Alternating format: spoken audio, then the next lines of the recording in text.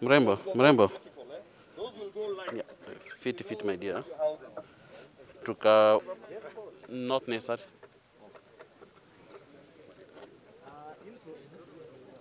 Ikifika time ya Simba anaongea wameshika moto. Okay, nice, yeah? Yes. Okay, but now, tukiongea tukimaliza. Solidarity forever, for the union makes us strong. We shall never be divided.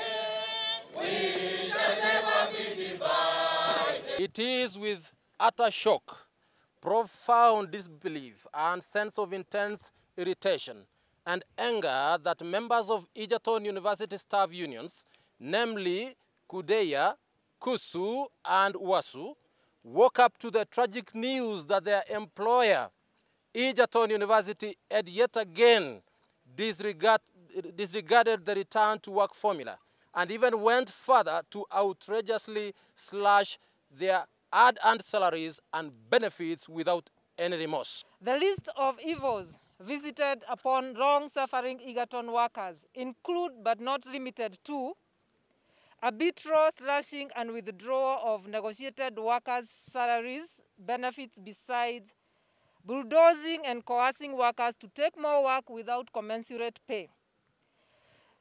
2. Non-compliance with court-adjudicated and determined implementation of 2017-2021 National CBA.